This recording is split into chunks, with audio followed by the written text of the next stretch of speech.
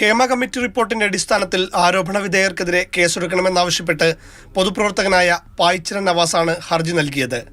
എന്തിന് നിങ്ങൾ ഇവിടെ വന്നുവെന്ന് ഹർജിക്കാരനോട് ചോദിച്ചു തുടങ്ങിയ ഹൈക്കോടതി സർക്കാരിനോട് കേസിന്റെ വിവരങ്ങൾ ആരാഞ്ഞു. ഹേമ കമ്മിറ്റി റിപ്പോർട്ടിൽ ഗുരുതരമായ ആരോപണങ്ങളാണ് ഉന്നയിച്ചിരിക്കുന്നത്. ലൈംഗിക പീഡനം നേരിട്ടവരുടെ കാര്യത്തിൽ എന്ത് നടപടിയെടുത്തുവെന്ന് ചോദിച്ച കോടതി റിപ്പോർട്ടിൽ ഇനി എന്താണ് ചെയ്യാൻ പോകുന്നതെന്നും ആരാഞ്ഞു.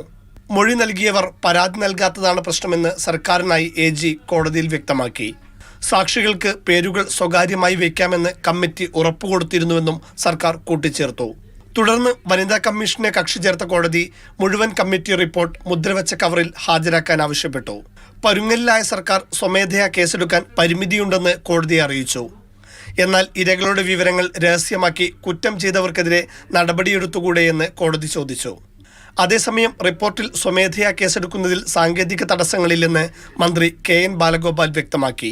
നിലവിലുള്ള നിയമം അനുസരിച്ച് തന്നെ ഒരു നേരിട്ട് പരാതി ഉണ്ടെങ്കിലും അല്ലാതെയൊക്കെ എടുക്കാനുള്ള നിയമമുണ്ടല്ലോ. ആ നിയമം അനുസരിച്ചിട്ട് മുന്നോട്ട് പോകുന്നതിന് തടസ്സമില്ലല്ലോ. സർക്കാർ വേട്ടക്കാർക്കൊപ്പമെന്ന് പ്രതിപക്ഷ നേതാവ് VD സതീശൻ കുറ്റപ്പെടുത്തി. കോൺക്ലേവ് നടത്താനുള്ള തീരുമാനം അപഹാസ്യമെന്നും സതീശൻ.